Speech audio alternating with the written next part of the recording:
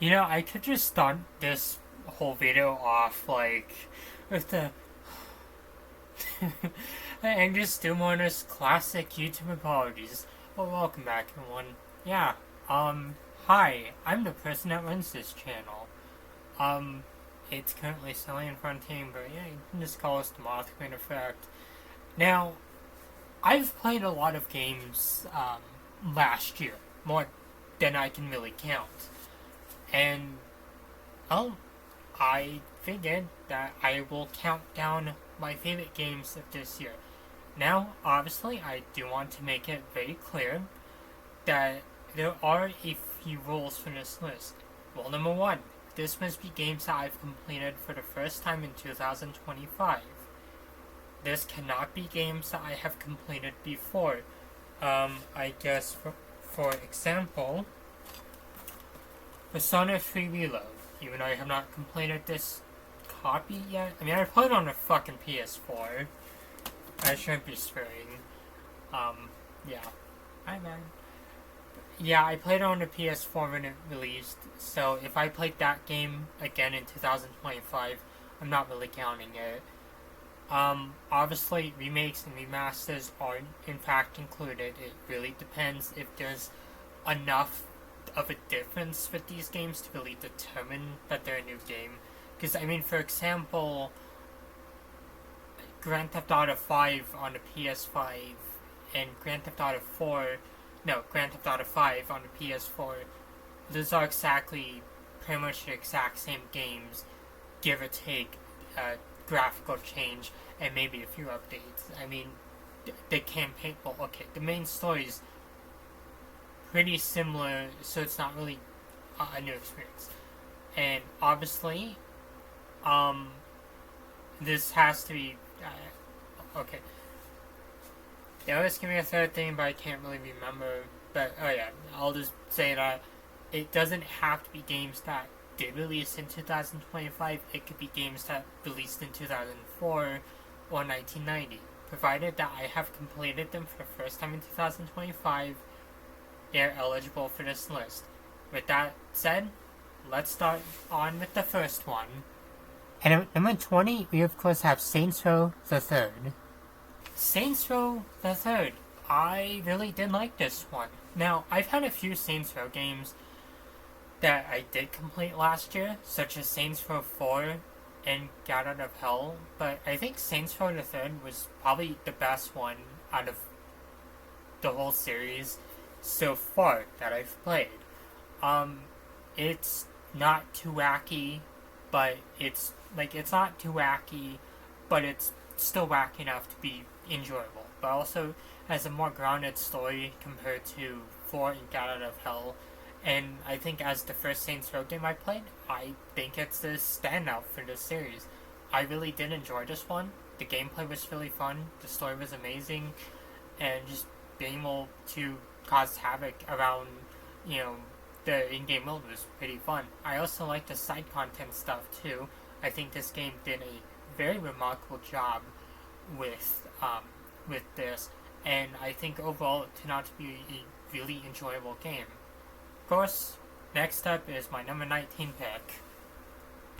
Next up is of course Mario Kart 8 Deluxe. So this one, I guess, could kind of be cheating. I mean, I did play a bit of this game in previous years, but I never really did complete all the tracks. Now, obviously, with how I feel like I complete a game, I just feel like if I complete this story, that's enough for it to be on the list. With this one, it's a little odd because this game doesn't really have a story. It's just it has a bunch of tracks, and well, I based on all the tracks, and I think that's reason enough for me to have it on the list. Overall, I think Mario Kart 8 is actually a really interesting game. I played the deluxe version on the Switch, and I got the expansion pass too. I think that the new tracks they added were really fun. Now, I did play Mario Kart 8 on the Wii when I got, well, on a Wii U when I got one, and I do like it. I will definitely say the Switch port is much better. But this one I really did enjoy. It's probably one of my favorite car races, and it's a game that I've kind of compared to other games. Like, oh, is this gonna be as fun as Mario Kart? And honestly, I don't think I've seen any game that's been much better than that one. But of course, obviously with that out of the way, I will be moving on to my number 18 pick. Number 18 is Spec Ops The Line. So this is a game that I feel like most people will probably only remember as the game that has the really shocking twist, and a game that you just can't play anymore. That said, Spec Ops The Line is actually a really fun game. I don't know how long I had this one. I'll kind of say this was one I picked up because I heard about the twist. I mean, I don't want to spoil it because I do feel people should play it out, but I really did think this one was pretty fun.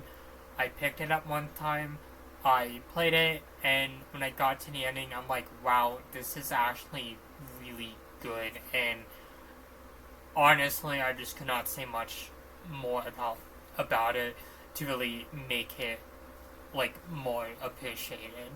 I like the gameplay. It's a third-person shooter, and I think the gameplay is done really well. I think the story's done well.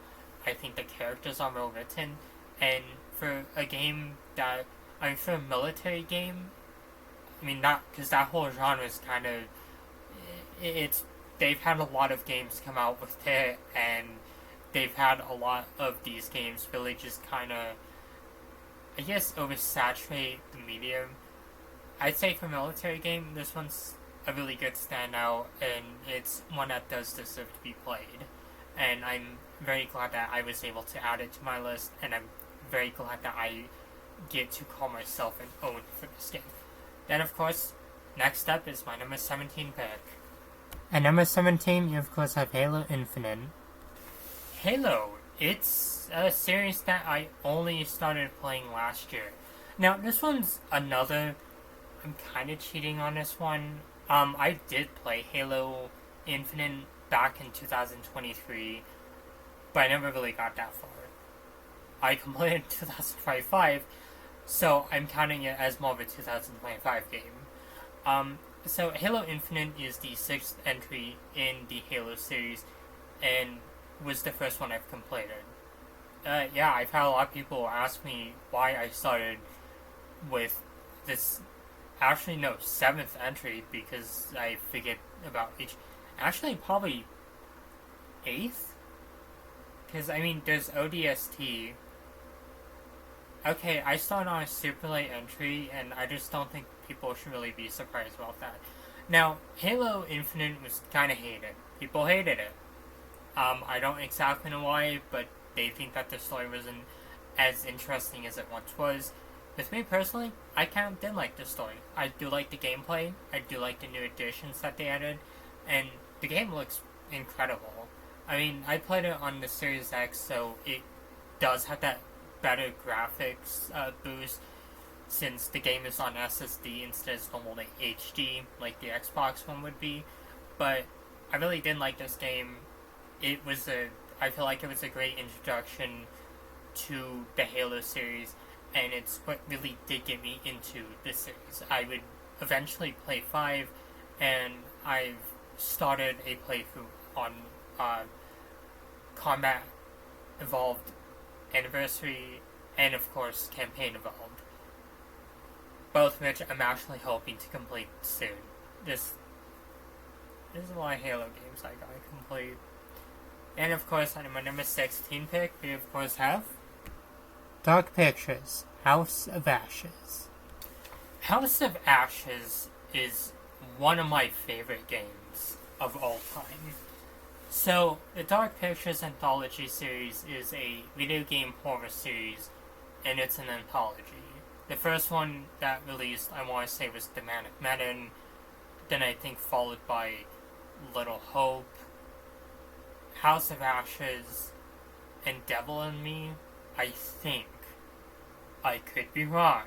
But House of Ashes was the first one that I ever got, and was the first one that I actually did play.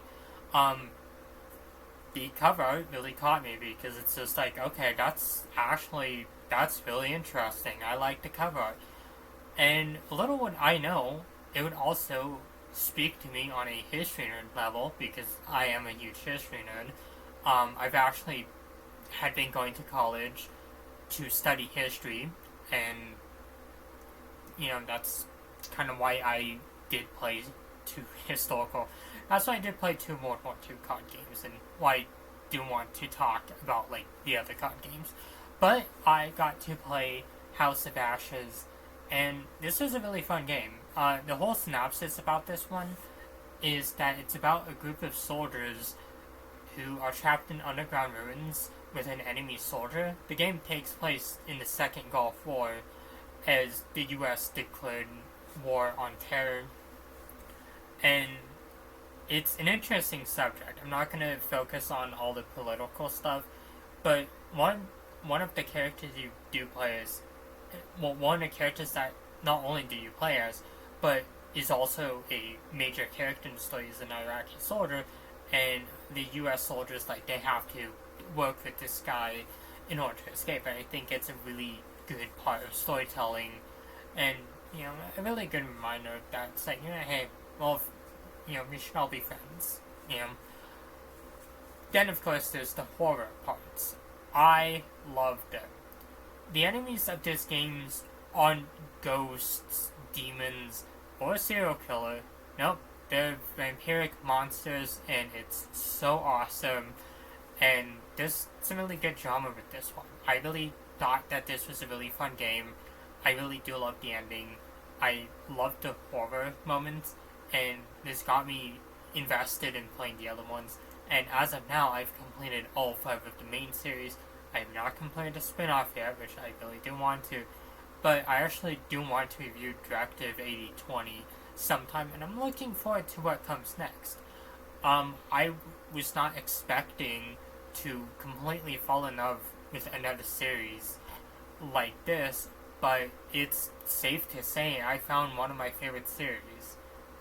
And of course, onwards to my next pick. And at number 15, we of course have Nier Automata. The Nier series has been going on for quite a while, and this was one of my partner's favorite series. I actually played this before I started dating with my partners, and now I learned about this series back in 2017. Actually, no, it was I think 2020. My bad. It was 2019. And it was one of those years. But I learned about this series from my brother-in-law because he got Nier Automata, and I didn't really focus on it at first. But then I meet this one girl, and she was a friend with benefits of mine at that time. She's a partner now, and she was a huge fan of Nier Automata, and she's been recommending the series to anyone who would listen, which I absolutely think is absolutely adorable. I really do like that. And, well, I wanted to give the game a try because I wanted to see her happy. And so I did give the game a try. And honestly, it's been one of my favorite games. I mean, it's one that I went out and got on the Switch again, although I had it digital for a short time, because it stopped working on the Switch too for some reason at the moment. I was able to get a physical copy. I've not had it on Xbox yet, but I was able to find a physical copy of it on PS4. This was a game that I was not expecting to really enjoy as much as I did. I was not really sure what to be expecting from this one. And, like, I saw some bits of gameplay and, like, yeah, this might not be for me. But then you get to, like, the more action, kind of hack and slashy moments, and honestly, it's really good. And just the soundtrack in general is just fantastic, and it's really just such an amazing game that I wanted to go out and complete Nier. I have Nier Replicant and Nier on the PS1, PS3, and I'm looking forward to getting those ones. No, I'm looking forward to completing those ones. and I'm very much thankful that my girlfriend Athena was able to get me into the series. It's not the only game that she's got me into. With this next year list, there will be another one. Hopefully a few. I'm kind of slow on getting some games done. Next up is my number 14 pick. Next up is, of course, Resistance. This is kinda cheating, I guess. I want to talk about the Resistance trilogy. Now, this was a series that I actually first found in 2024. I had Resistance Fall of Man on my PlayStation 3 for a short while, sold it, ended up buying another copy because it seemed like a really fun game. I played it. It kind of reminds me of Doom with the health regeneration and like all the weapons that you can get. I completed it, then I played 2, and I'm like, wow, what the hell was I missing out on? And I complete 3, and I'm like, wow, this is awesome. I like the Resistance trilogy. Now, I played all the Resistance games so far. The only ones I have not completed yet... No, my bad. I was thinking about Killzone. That could be on the list somehow. So I did complete all the Resistance games last year, aside from Burning Skies and Retribution. Burning Skies is just so much better. Retribution, I will definitely say, is good. You just don't play on a PSP because it just auto-saves at like the worst times, and the controls are kind of to get used to. But the trilogy I really do like. It's a sci-fi first-person shooter, and I feel like it came out at a really special time. Now, sure, we did have Halo and Gears at the time, but PlayStation didn't really have their own sci-fi shooter. I mean, it had Killzone, but maybe they're just doing another one. Oh yeah, they also had Haze, which is a good game. I just did not include it on this list. At least I don't think so. Just like a lot of honorable mentions that I might count down, but nah, that's besides the point. But I did like Resistance. It was a really fun trilogy. There's a lot to really like about it. I did like the gameplay, I loved the enemies, and I loved the story and lore. It was a really fun game, and it's one that I am begging Sony to please release again. Like, we have Resistance Retribution on a PS4 and PS5 with trophy support. Can we just not get the good trilogy? But yeah, I guess. Onwards to my next pick. We of course have Crysis. So, the Crysis trilogy. It's a really fun trilogy. I could say so because, I actually got both Crysis 2 and 3 today. And I had Crysis 1 for, on Switch for a while. And I kind of just got the trilogy recently on the PS4. And I have on PS3, aside from 1. And I have on Xbox 360, aside from 1. And I have it on Xbox. So yeah, Crysis is a really fun game. I like Crysis.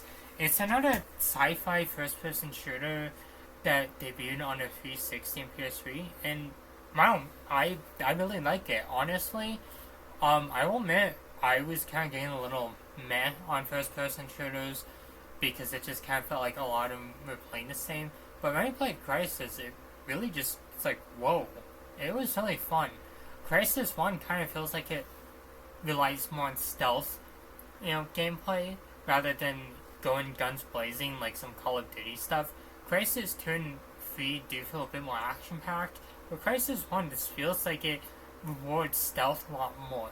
But overall, I really did like the trilogy. I reviewed it a bit back on my main channel, but I have positive things to say about this one. The whole trilogy was fun, the gameplay was amazing, and I do like the characters. The remasters especially look amazing. I'm a little bummed that they didn't come out on the PS5 and Series X, because I think they did come out like 2021 with the remasters. I know they came out super close to win a PS5 and Series X route. So it doesn't really make too much sense that they just never got any next-gen versions. But that's besides the point. Hopefully one day we will get one. There's been rumors that like a fourth one might be in development. I hope that's true, but it would be nice to see more Crysis sometime. Next up is, of course, very offensive Advent Dark Force. Now, if you're, if you've seen some of my previous videos before, you'll know that I'm a fan of Idea Factory. This game is made from, this game is published from the same people who did Death and Request. I'm so disappointed at the roguelike one, that's Code C, but I'm just not gonna... It's besides the point. Death and Request 1 and 2 are two of my favorite games. Like, generally, if I had to say that there's a trifecta, well, a triforce of RPGs, I would definitely say Blue Reflection, Death and Request, and Persona, and Pokemon. Okay, so if there's like a perfect square of RPGs, it's those four games.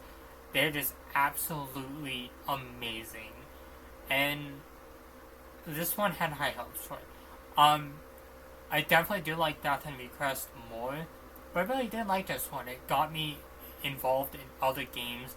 Like, I played Dragonstar Runner, I got Dark Rose Factory, and I got Omega Quintlet, and I think I got one of the other Furry Fancy games, and I think I picked up like a few other games. But this one, it was pretty fun. I really did like the story, and I like the gameplay. It's still turn-based, but it's a lot different from what Death and Request did, and it's pretty enjoyable. I really did enjoy this game, and I recommend it to folk who, have not played it yet. It's really worth checking out. Next up is, of course, Crystar.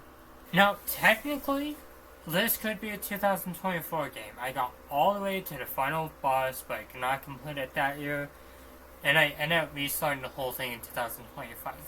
Crystar is another JRPG. It's not turn-based, but it's more action-based this time around, and honestly, it's one of the best games I've ever played. It's about... The whole synopsis is about this girl who has to find her sister and basically deal with these ordeals. She also meets these other girls who she teams up with, and you can play as them. They have their own unique abilities and moves, and honestly, it's such a wonderful game. Like, I played this one because I saw the cover of it. Like, the cover of it alone really caught my attention, and it just became a game that I knew I had to play, and I'm happy I got to play it. It was one of the best games I've ever played, and I was happy that I found it on Switch. I'm hoping I can find a physical copy of it someday for the PlayStation, but I'm at least happy that I got a physical copy of it on the Switch.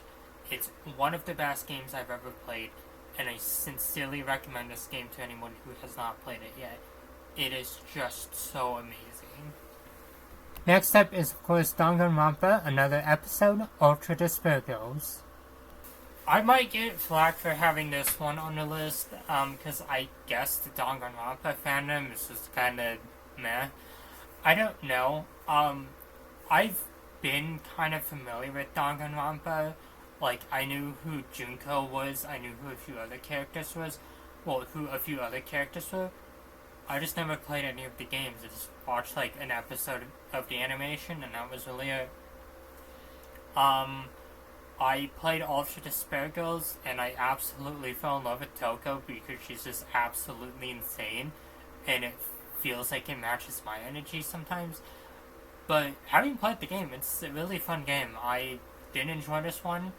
The gameplay was really fun. It wasn't really what I was expecting, but it was a really fun game, and I did love the story. I love the characters. There's some really funny moments in this one, and it's what got me interested in going for the other Danganronpa games. Technically, I think the first game I might have owned was 100 Line Defense, or whatever the name was. I don't know if it's connected to this series. I just remember I had a copy of that on the Switch, and of course, Main Code Master Detective. I don't know if those two are connected to the series. That's just the first one that I actually really. I think that's like the first games of that kind of, I guess, same developer that I've had, or so and so. So anyways, I guess moving on. Next up is, of course, Life is Strange Double Exposure. Wow, honestly, I absolutely love this game. This was my first Life is Strange game, actually.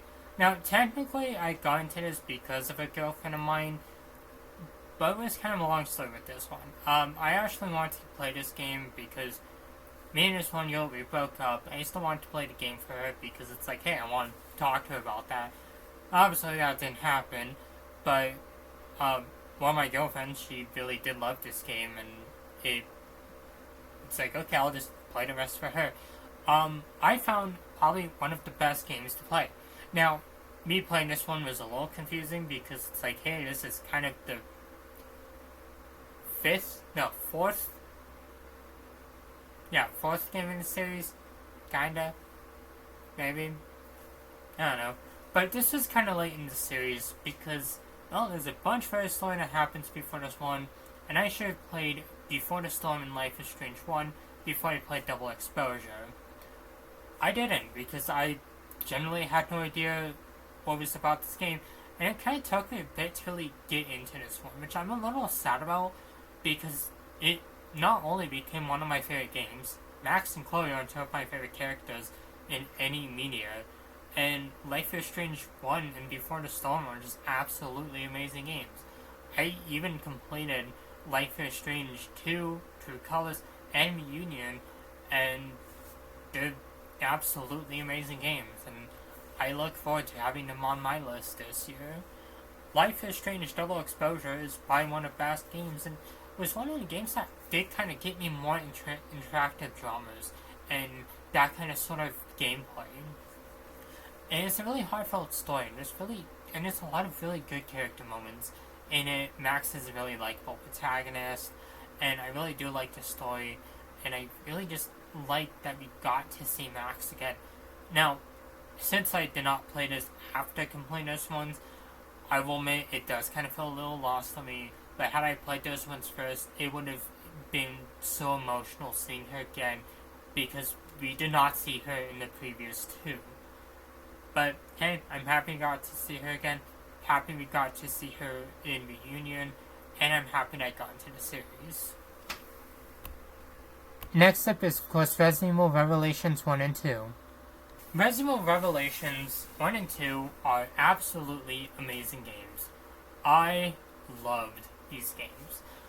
It's a little surprising, I guess, to some people, because it's like, well, you've reviewed like all the other Resident Evil games, so why did it take you this long to play them?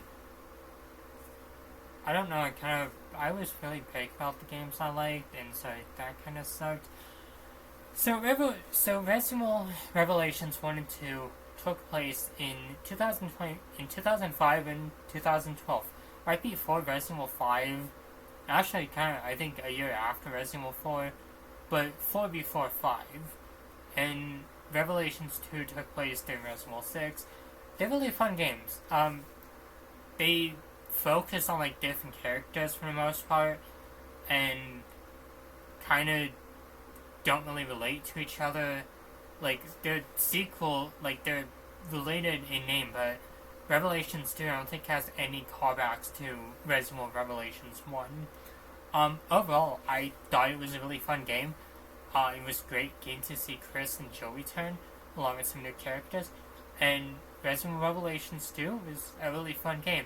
I think it's the better one out of the duology, but Resident Evil Revelations 2 was an amazing game. It was great to see Claire, it was great to see Moira, it was great to see Barry and Natalia.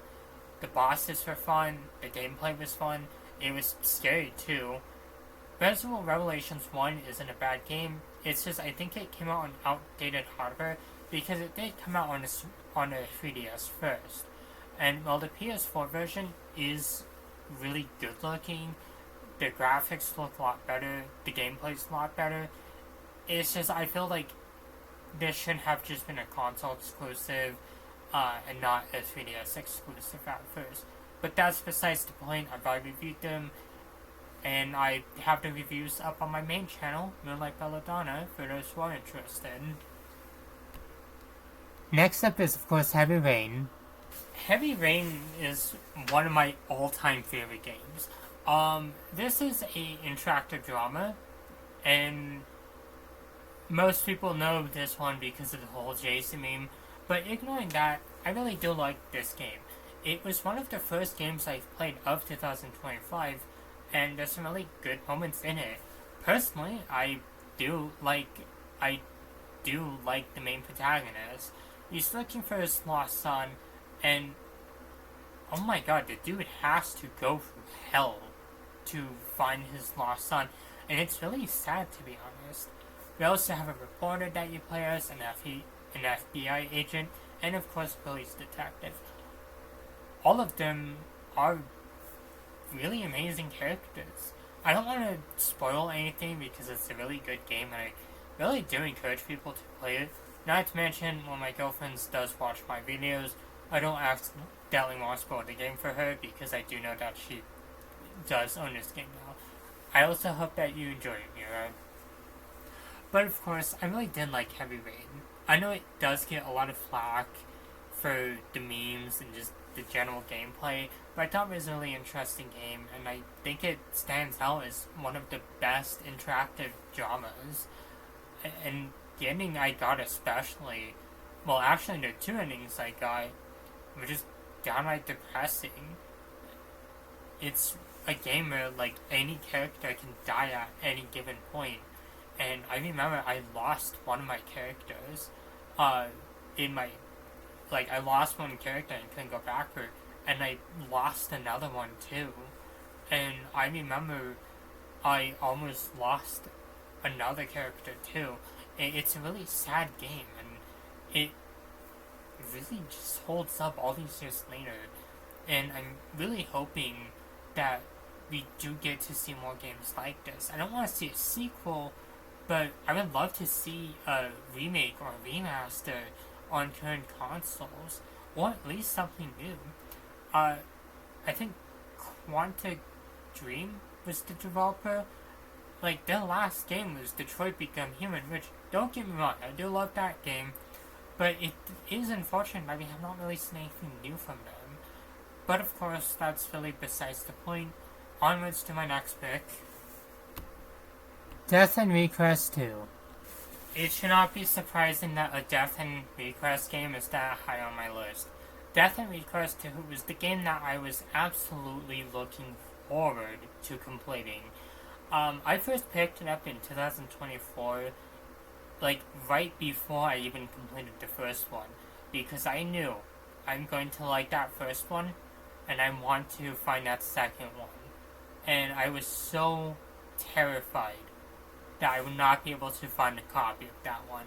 I didn't want to get it digital, and the physical copies, like, I've only seen like 3 copies of this one in stores, and I'm like, I need to find this one. Like, I'm literally going, like, I literally went, like, the next day, because, like, we were gonna do Black Friday shopping and pick up some games with the family, and I'm like, I went the day before, snagged this game, and I'm like, okay, cool, I'm happy. I'm happy about that, because I got one of the best games, and Death and Request 2 is just one of the best games in general. I really do like this one. The gameplay is really fun, the story is really fun, the new characters are absolutely amazing, same with the returning characters, and overall, it's just such an amazing game. Kind of a shame that they made Code Zero roguelike, though. But of course, obviously, I am hoping that they do a third one that does have that does still keep the gameplay from the first two. But overall, I think it's a really fun game. I'm also happy because one of my partners did play the first one and he's trying to play the second one right now, and I'm so happy about that. Next up, we of course have Nights of Azure, Bride of the New Moon. Another RPG. Oh my god, are we just gonna settle down on these? No. Knights of Azure. It's made by Gust. Now, everyone knows Gust from from either the Atelier series or Blue Reflection. Also play Blue Reflection Quartet. Also watch my stream about that. Also watch my reviews. Okay, shameless self-plug aside, I love this developer. I've played a few games from them, most notably the Blue Reflection duology. Not really duology anymore, but I played Blue Reflection in Second Light. I did try playing Knights of Azure. I got most of the way through with it.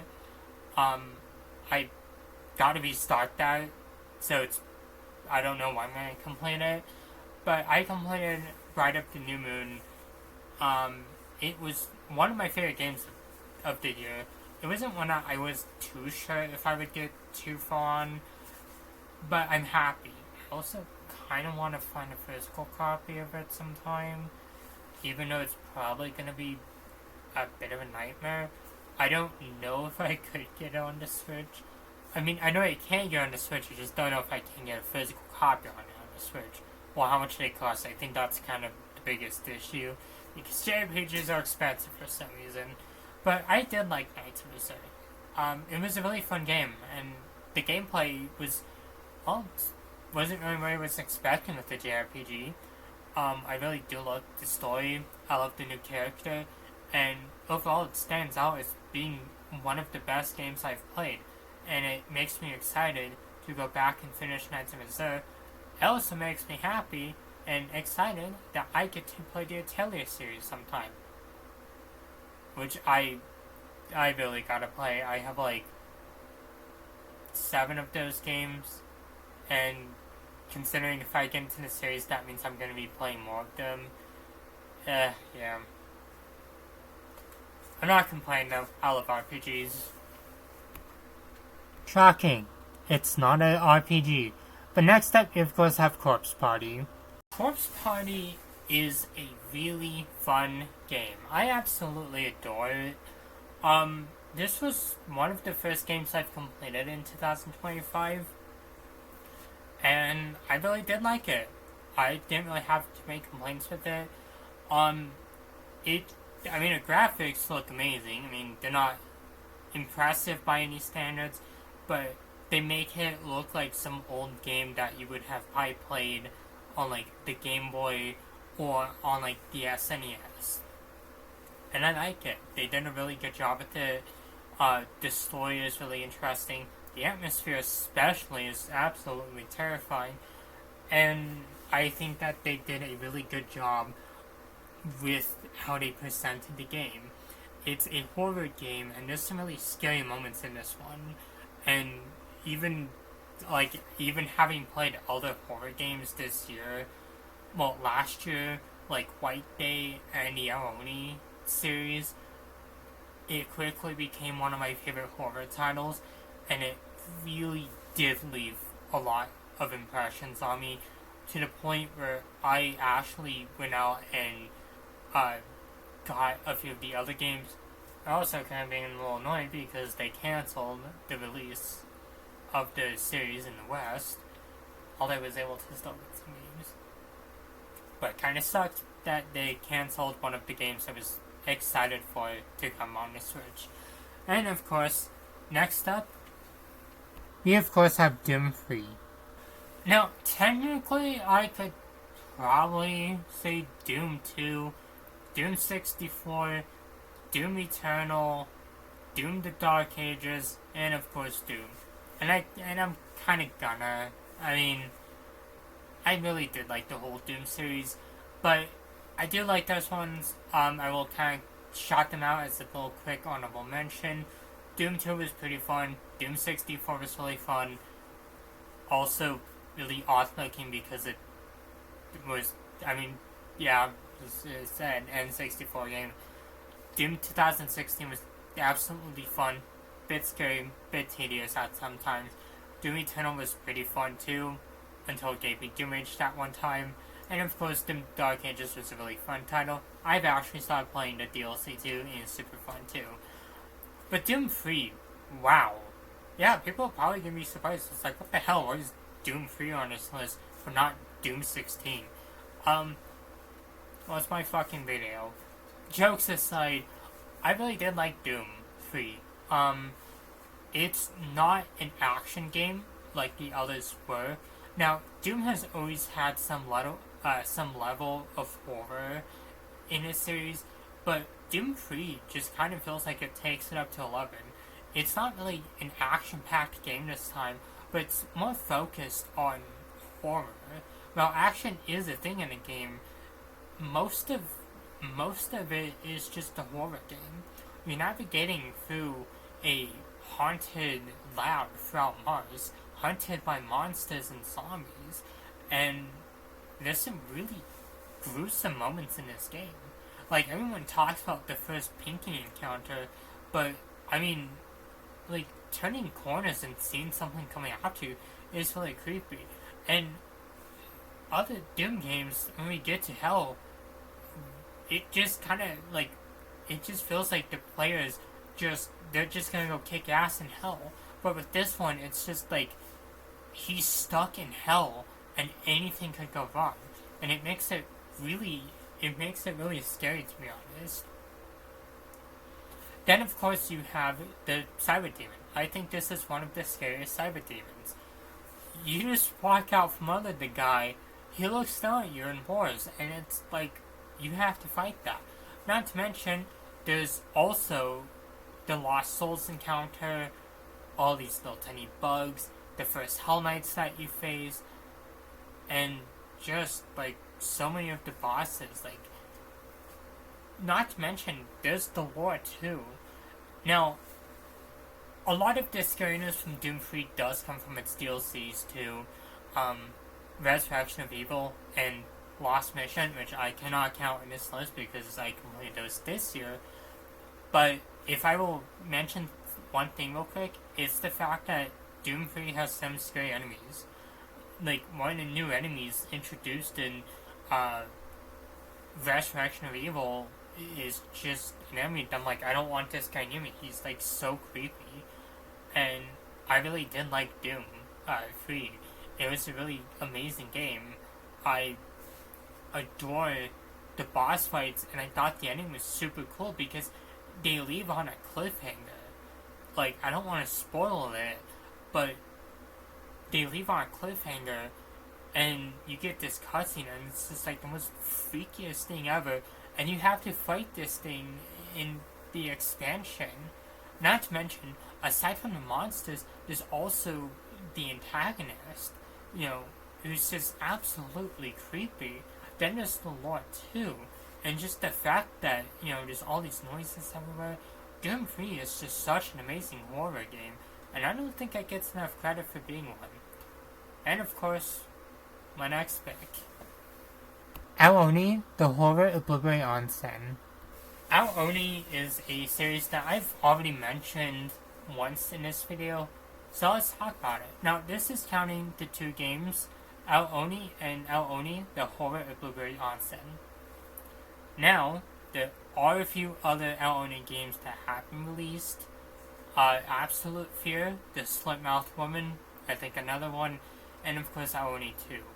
The only one I've ever did play, aside from Ao Oni 2 this year, was Ao Oni and Absolute Fear. I never got past that one because I got stuck, and honestly, I do like the RPG making ones more. These are two amazing games. Now, I've talked about them in depth on this channel, and I did a review of them, and if you follow me on Twitter, you've probably seen me talk about these games loads of different times. These are amazing games. You're playing as the student who's trapped in either hot springs building or an abandoned mansion with his friends, and he has to escape from the building while being pursued by a monster. It's simple, but it works. You also get chased a lot, which does add quite a lot of tension.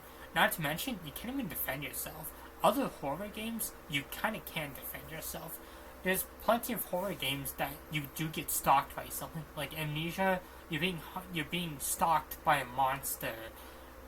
Resident Evil, you've been stalked by like Mr. X, Lisa Travers, the Nemesis, Lady Dimitrescu, and so on and so on. But you can fight back against them or stun them, or get them to flee from you. With this game, you don't get that. He'll just relentlessly stalk you until you either lose him by going for their food, or you hide from him. And you can't even hide from him forever. Because I think if you do get too cocky and hide in the same places over and over again, I think he'll eventually find you. It's really freaky, and it's done right. I do love the story with these games. While they're simple, I think they're effective. You just, like, in one game, you're just investigating rumors, about some haunted place. Then you just find out that, oh, there is a monster there, and you date your friend.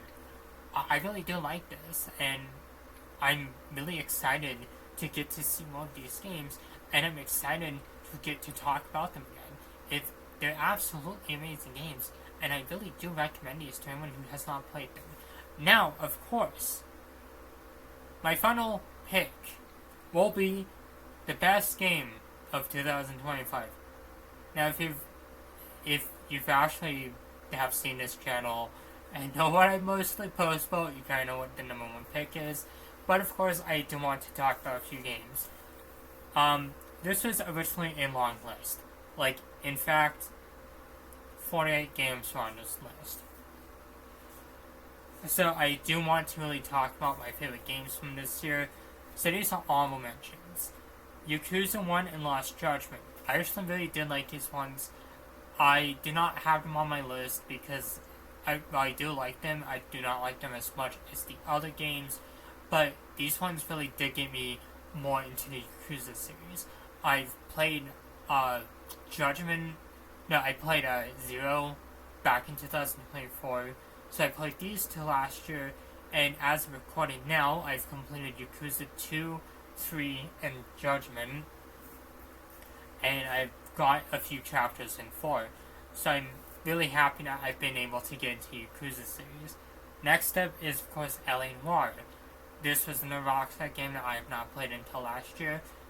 One of my partners had played it. She recommended it to me. I decided that I wanted to finish it for her because I actually had the game since 2022, and wow, I was missing out on a lot. I really do love detective stuff, and I'm really sad that it took me that long to really get into this game.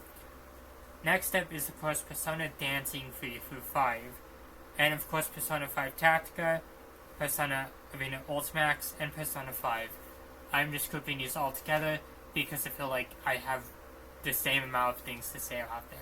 The dancing series, I do like. I was never really big on rhythm games, but I really did get into these games because of that. They're really fun games. The track selection is awesome, and I really do like the social links. Persona 5 Tactica is a really fun game.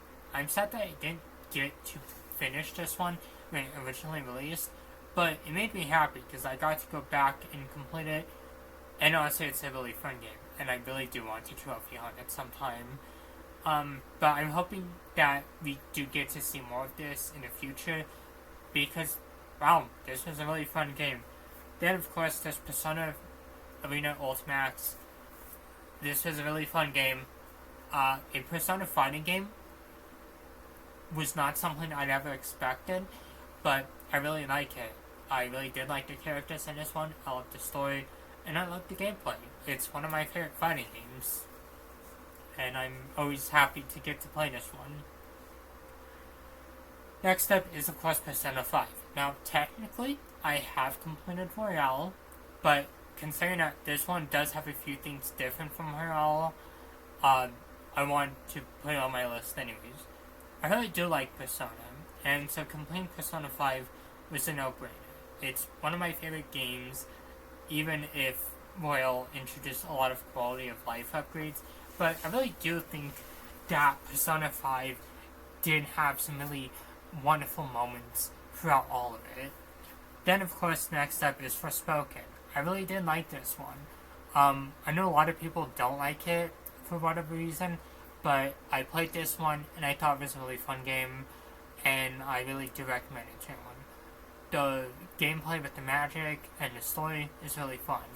The magical abilities you get really made the game more interesting, and I do like the character. She's really likable, and the build that Square built was absolutely fantastic. Next up is, of course, Immortals of Aveum. It's another magic game, and this was one of my favorite ones. It was developed by EA, and I like it. I don't like EA as much as a company, but I do think that they make some really good games. The first person mode was a little jarring at first, but I think it did really good because I think it really did good because I think it allows us to immerse ourselves more into the game. Not to mention, there's different kinds of gauntlets that you could use, and because like you get 3 kinds of gauntlets, and you can use you can use this blue magic, green magic, or red magic, and like they'll have their own ammo capacity, and I really like how they did that. The gameplay itself is also really fun, and I really do like the bosses too. Next up is, of course, Scars Above. This was a Souls-like, the second one I've ever completed. I really did like this one. It's a horror game, kinda. You're stuck on an alien planet, and you're having to fight way off of it. And it's a really fun game. It had one of the best stories I've ever played, and it was one of my proudest platinums. The entire game is honestly really fun, and for any Souls fans, I do kind of recommend this one. Next up is, of course, Bayonetta 3. Now, this could have been a 2024 game, and it should have, to be honest, but I never really completed it that year. I love Bayonetta. I love the whole series, and Bayonetta 3 was, it was a no-brainer to complete. Now, the whole controversy with its voice actresses aside, I did think the game was actually really entertaining, and it was a really fun one that I got to play. I'm really happy I got to play it, and I'm really hoping that we do see Bayonetta 4, or at least see the series on Switch too. It would at least be amazing. Next up is, of course, Final Fantasy 15. Final Fantasy 15 was a really fun game, and I adored it. It was a game that I've had since, I think, late 2023, gave up on it in 2024, but I never really went back to it until 2025. One of my partners was a huge fan of it, and one of my friends was a fan of it too, and so it really stuck with me that, hey, I should complete this. I'm glad I did, because I really do like Noctis. He was a really cool protagonist, and I really do like the little group that he travels with. I think that all of these characters really just blend well with each other, and overall are just absolutely amazing characters to get to play as. Next up is, of course, Greedfall. This is another RPG. It's absolutely amazing. I had no idea how good it would have been. I've played a bit of Bound by Flame, and I got stuck on it for the longest time. Greedfall, whole different animal. It's actually really fun. I think if I played this one first, I would have played it a lot sooner. It took 1.5 years to complete, which I'm kind of sad about. But I do like Greedfall. It was a really fun game, and I'm glad I was able to get to play it. I'm excited because I think that there's going to be a second one, and I've been playing the Technomancer, another game from Spiders. I've also been wanting to finish Bound by Flame too.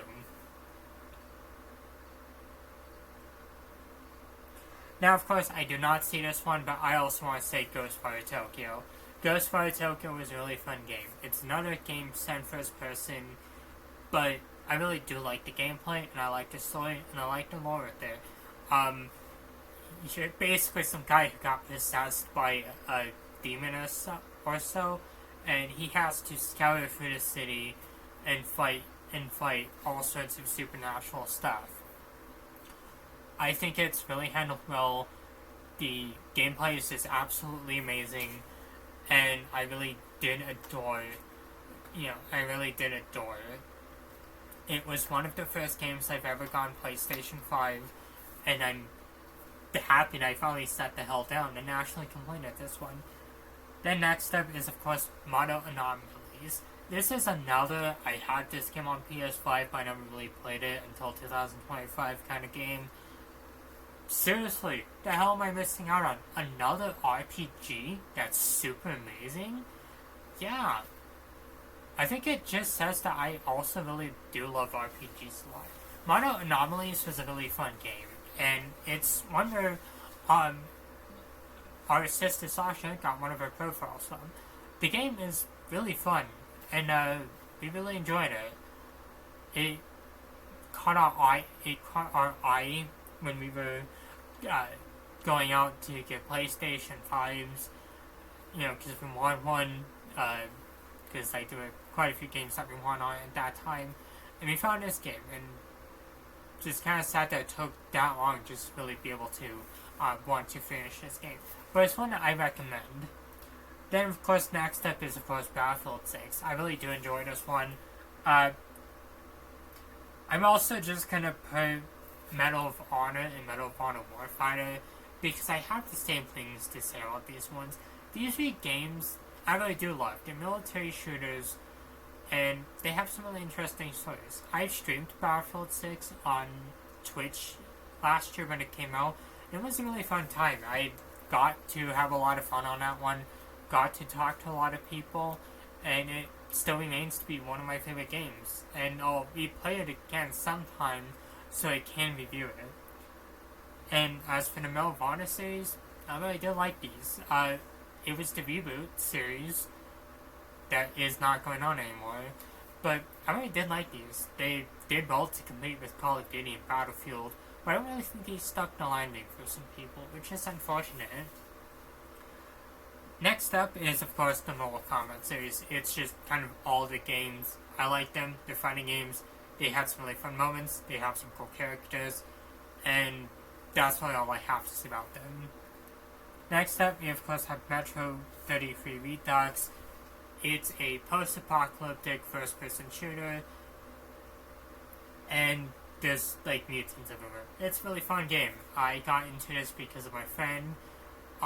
It took me a bit to really get back into this one, but I'm glad I did, because I've since completed Last Light along with Exodus, and I'm looking forward to 2039 next year, and I'm really excited for that. Then next up, we of course have The Last of Us Remastered. This was a really fun game. I really did enjoy it. This was another, it took me years to complete this game, but I'm really glad I did.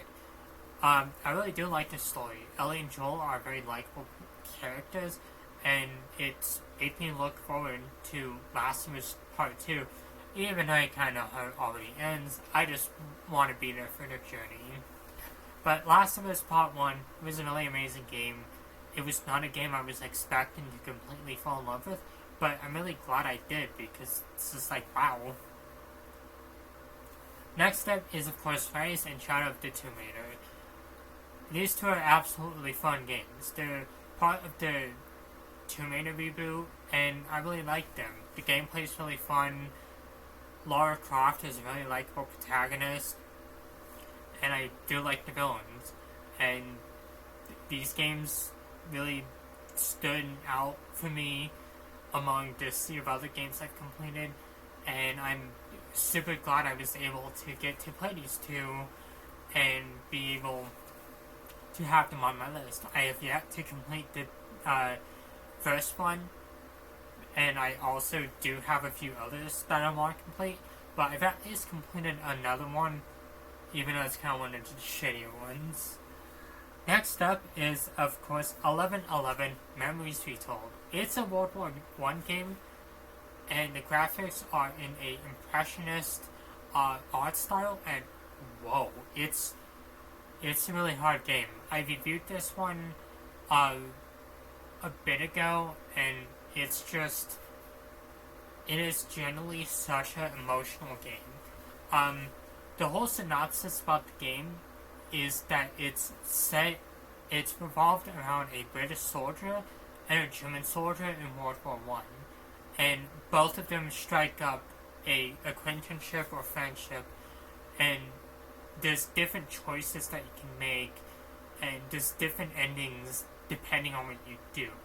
And the ending I got was one of the sadder endings because, like, the British guy, I think gets dishonorably discharged from the military and viewed as a traitor for wanting to defend the German soldier who wanted to avenge his fallen son.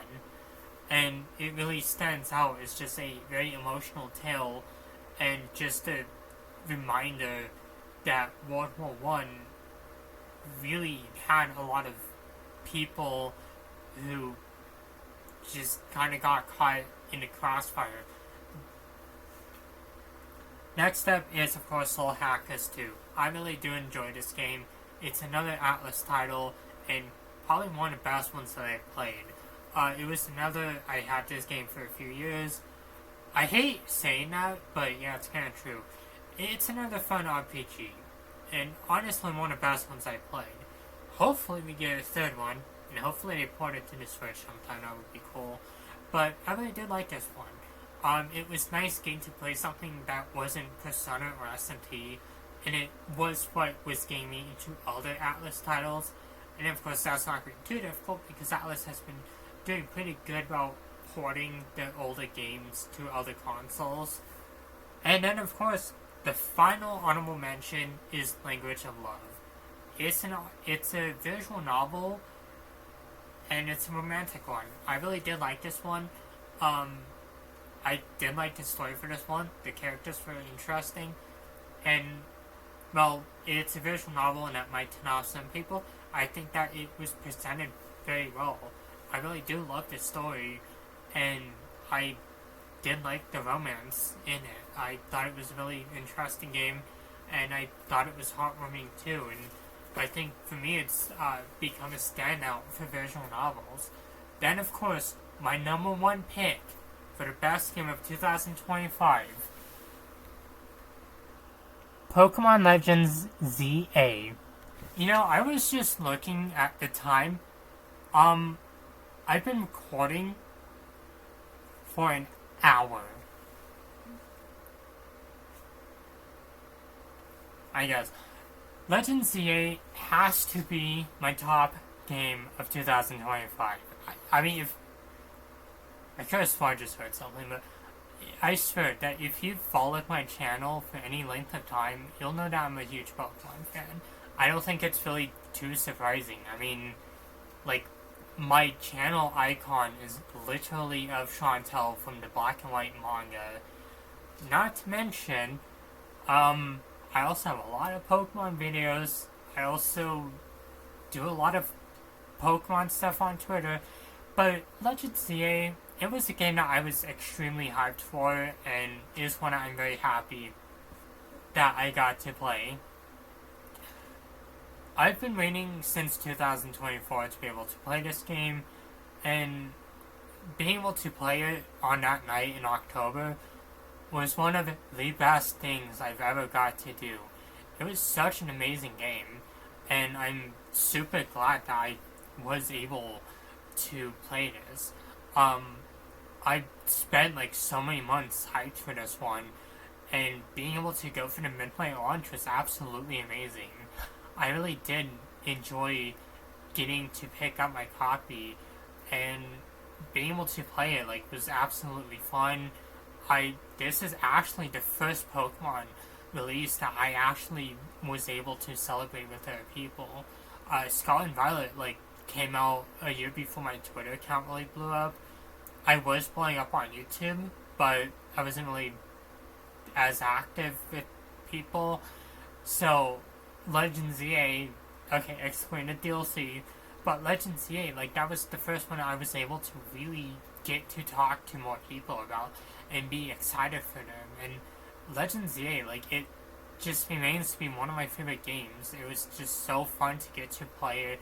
I'm really glad we got it because it feels like it serves as a closing to X and Y, I think one of the biggest issues with X and Y was the fact that it just didn't really feel like it got a satisfying conclusion for a lot of people. But then we get to ZA, and it's just extremely wow. Like, they did such an amazing job on this one. The new Megas are amazing, the story's amazing, the game looks incredible, the new battle system is awesome, the DLC's great so far, and just overall, it just feels like such an amazing Pokemon game. While I did have some issues with it, I think my biggest issue is just how Lumio City was, and that we're just not exploring the entire region. I will definitely say this was one of my favorite games of all time, and one of my favorite Pokemon games. I'm not disappointed with this one, and I'm looking forward to completing the DLC so I can review it, and I'm looking forward to finishing up the Pokemon retrospective. But of course, these were all my games of 2025 that I really enjoyed. I really do wish I could have had more videos. I really do wish I could have had more in this video, but yeah, sorry, my eyesight was getting blurry. All. I really do wish I could have had more games for this list, but I mean, like, there were 48 games on this list, and that's a lot of them. I mean, there's games that I will be talking about more in length, when I can, but I think it really shows just how many wonderful games that we do get. I mean, I found all sorts of amazing games last year, ones that I never would have played before. Quake, you know, Ghostwire Tokyo, yeah, the Aoni series, you know, Mass Effect Andromeda, which holy shit, this should have been on that list. But like White Day, you know, I know.